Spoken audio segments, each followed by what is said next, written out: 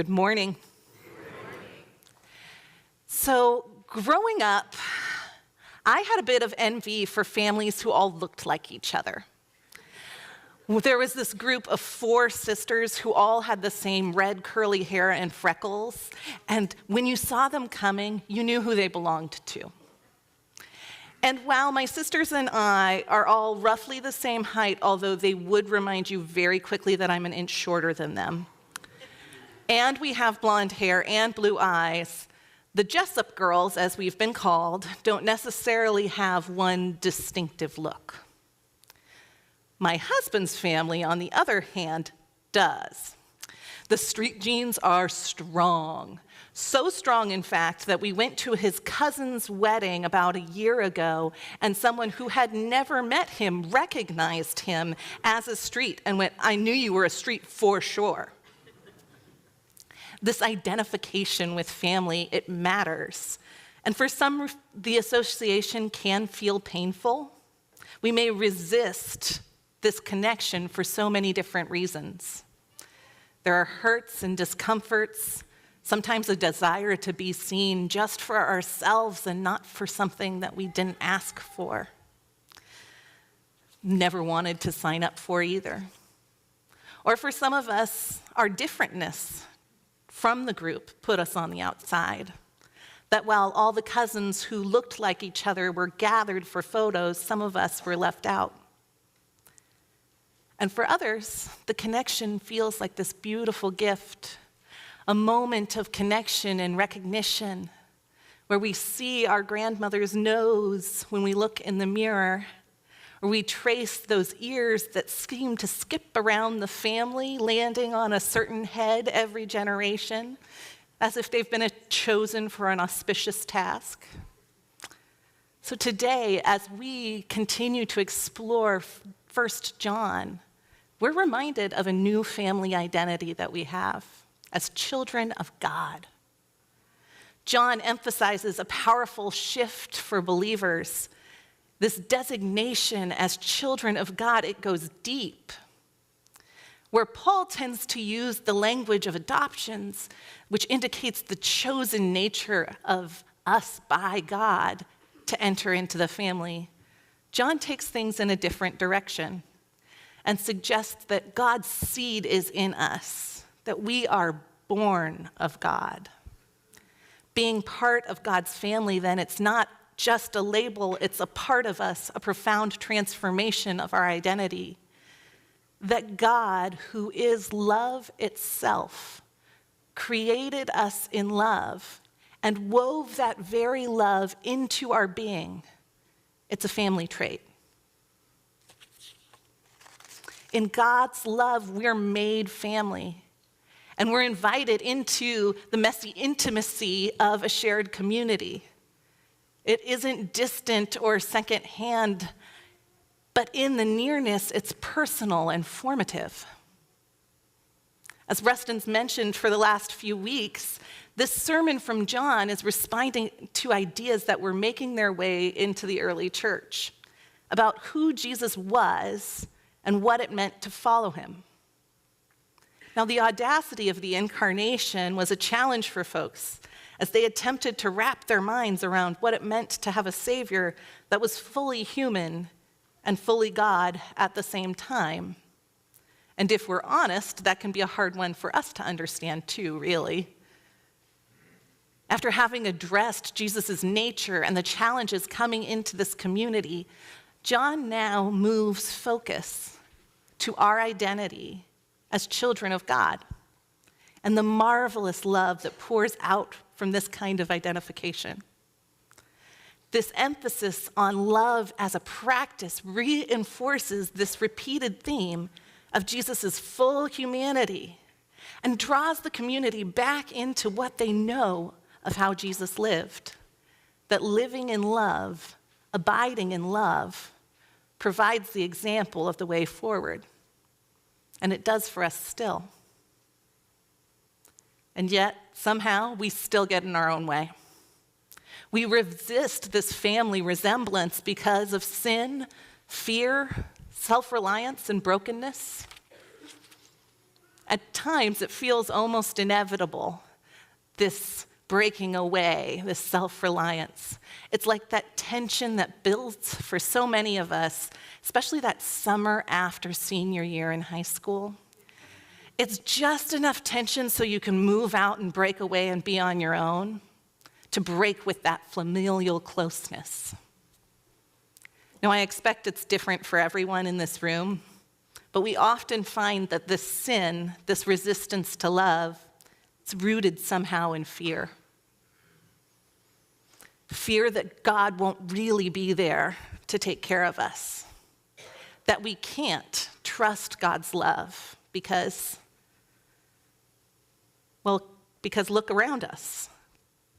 The hungry go unfed, the grieving receive little comfort, the sick and the disabled are denied care, the prisoners not given mercy, the orphan and the widow are left alone, the immigrant and the refugee do not receive welcome, and even our own hearts are hard and refuse to forgive. When we're up against such a harsh world, it makes sense to be afraid. And this fear leads to a desire to control. It leads to grasping. It leads to distrust. It leads to protecting ourselves and those we love, often at the expense of others. But this fear also shows up in other bits of brokenness and keeps us separated from one another. I know that I can get so committed to my own rightness, my own tribalism, my own justice, my own certainty, that I forget that God has woven diversity into creation by design. And we too forget that we all have been formed in God's image, from our contexts and out of God's love, and we're expressed in this rich tapestry that doesn't always look the way we might expect it to. And if I'm honest, I forget that I am not, in fact, God's favorite. And neither was John, despite how much he and I might like to believe that. I know that I have to be careful of my own fear of being forgotten or not seen, that I don't make the mistake of building God in my own image and being sure that I've got him just right. Now, Anne Lamott writes, you can safely assume you've created God in your own image when it turns out that God hates all the same people you do. And that quote's a good gut check for me when I get too certain of things. There was one point in my life where I had someone in my world who I disliked and I did not trust. We had conflict, and they seemed to pop up and get in the way of the work that I was trying to do. They spoke unkindly about me to people in my community, and they'd hurt some people I loved. Every time their name came up, I could feel myself getting tight and defensive, as if I was preparing for a fight. And I'm not a fighter, so I knew that there was something going on in me. But it had crept in slowly, this loathing. And it didn't feel like sin per se, because I was so convinced I was right about this person that I wasn't sure I wanted to release what I was holding on to. Now, all the same, when Lent rolled around that year, as it's coming for us soon, I had an opportunity. Now, my practice in Lent is typically not to stop doing something, to fast, or to engage in deprivation. I have experience working with folks with eating disorders, and so I'd just removed those as options for Lent a long time ago. But I will often add a spiritual practice or an intention into the season. And so that year, as Lent approached, I was convicted. And I decided that when this individual's name came up, either in conversation or in my own mind, that I would pray for them. Now, I didn't commit to praying for them every day, or even that the prayers would be for their good. Most of the time, I honestly just prayed that they would feel God's presence, which is really my standard prayer anytime I'm praying for someone and I don't know exactly what they need. Now, over the course of those 40 days, this practice, it changed me. Now, not with the swift poof of a magic wand kind of miracle that maybe I was hoping for, but more like slowly untangling of a knotted necklace. With that kind of attention and time, bit by bit, something loosened in the clenched fist of my heart. Now, my prayers didn't change this person. They remained as they ever were in our interactions. These prayers changed me. This practice of reaching out to the source of love when everything in me wanted to do the opposite rooted me in love and reminded me of the belovedness of the other person too. Resting in knowing that they are loved by God and releasing the hate I was holding on to, it didn't mean I had to get closer to them. It didn't mean that I should trust them. But it freed me up from the battle I was in and left me open to love more broadly. And in this way, love is this practice that's cultivated over time like a new habit. We give ourselves time and space to practice loving action, loving intention, until it becomes natural. So as I mentioned before, I used to work in an eating disorder clinic. And this work shaped me profoundly. And I've gotten to see individuals and families work so hard for healing that I stand in awe of them. And that I believe beyond a shadow of a doubt with all my being that recovery is possible, no matter how bad things get, no matter how old you are, no matter how long you've been stuck. At the clinic, patients spent their days having appointments, therapeutic groups, and eating meals and snacks together. And generally, when folks first arrived, they needed a lot of support and care around meals. And we had rules in the kitchen, as you might expect us to, and some of these things felt really strange and seemed to go against some of our own codes of manners, one of which was like keeping our elbows on the table. But practicing these behaviors assisted in honesty, and it helped avoid hiding and secrecy and shame. And so, they were some of the things that helped people the most when they returned home and had a little more freedom. Now, as a person who was working as a therapist there, I liked to believe that it would be all about the magical insights of self-worth and discovery, but the reality was this early in the process, it was much more about interrupting old habits and replacing them with new ones. That in these practices of love for oneself, recovery and wholeness could emerge. Both my sister Jamie and I worked in this setting together, and one Christmas dinner, as we were sitting down to the table, we noticed that this practice of elbows on the table had become second nature to us. Despite a previous practice for our entire life of manners that called for the opposite, this new one had emerged. Now, when I was working with families within this setting, we would share meals together and practice eating with these new rules in place. And now this part was not easy. These families had spent so much time accommodating for the eating disorder that the idea of imposing rules which stood in opposition to it felt dangerous. And so we practiced. First in the center with me in the room, then at home on weekends when they could come back and talk about how it went. Then maybe we'd get even a little braver and go to a family event. Little by little, day by day, these practices shaped the families. It makes me wonder if this is what it was like for the disciples.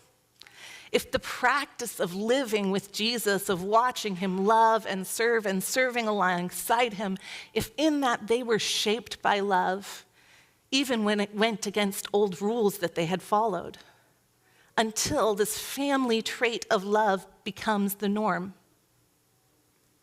I wonder if this can be true for us too, that if this practice of living in love, that we draw close to Jesus and we're shaped by him until the family trait of love becomes the norm for us as well. So now we have to think, how do we practice love in our lives? I have ideas, and I bet you do too. I think we practice love through service, through prayer, through intentional inclusion.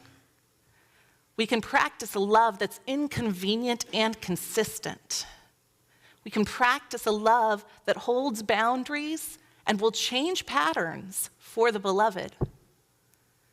And while as Christians we are all called to love, our practices are going to take shape in different ways. Now, some of us may need to lean into the practice of tenderness for ourselves, hearing the conviction and assurance that this practice of love has a way of shutting down debilitating self-criticism, even if there's something to it. For God is greater than our worried hearts and knows more about us than we do. Now, some of us may need to lean into the practice of service, of sacrificing time, energy, and resources to make sure that those around us are treated with dignity and that their needs are met. Because we know that this kind of self-giving love keeps God's love going so it doesn't disappear. Well, some of us may need to lean into the practice of courageous honesty, using our voices to speak out against injustice and speaking the truth in love, even when we are risking our own safety. Some of us may need to lean into the practice of releasing resentment and hatred in our hearts, allowing ourselves to view all of God's children as beloved, knowing very well that eternal life and hate don't go together. And some of us may need to lean into the practice of loving God more openly, of seeking God and staying in conversation with God, looking for God and letting our lives be shaped by the love that we find there. This practicing love is this way that we get to draw near to God.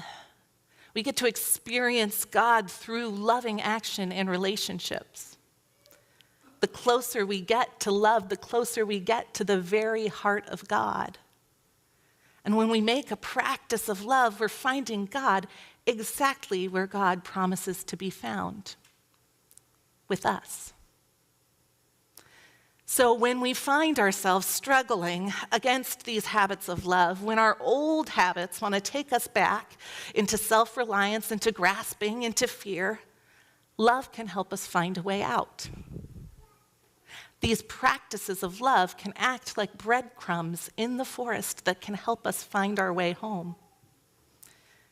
Now, some people say practice makes perfect, but we all know that our love isn't exactly perfect.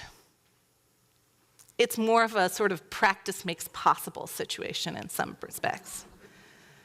And that in the midst of difficulty, we can find access to loving actions because we have built up this muscle and because God has woven this love into the very heart of our being. This practice of love is what assists me as I find hope in looking for helpers in the midst of disasters, as Fred Rogers' mother urged him to do. And the same love assists the helpers too. That in the midst of their own shattered dreams, they know where to find God. And God is there in the loving and the serving, in the truth-telling and in the comforting. And our souls long for this love, and we know how to find it. God is here in every expression of love. And if you want to be closer to God, you get to find ways to practice that love. When we cultivate these loving habits, we can reach back for them more easily. And we begin to trust that these habits are worthwhile because we get to see the loving results. We witness the change in ourselves, and we can trust the practices of love are good. But these acts of love, these outpouring of love, it's not for credit. It's not to be seen and recognized as one of God's beloved, although that might be a nice side effect. We love out of the love that was given to us first. We love as an act of worship itself. We love because that's where God is and that's who God is. And love isn't just what we do, it's who we are. As God's children, love is our family resemblance. But let's not just think and talk about love. Let's keep practicing this love until it becomes second nature to us. Let's keep practicing this love because it's the love that we came from, and love is our call, and love is where we are heading to be welcomed home into the family of God. Will you pray with me? Oh God, you are love itself. When our hearts are hard and we feel afraid, help us to practice love, knowing we'll do it imperfectly, but also knowing that you love us just the same. Amen.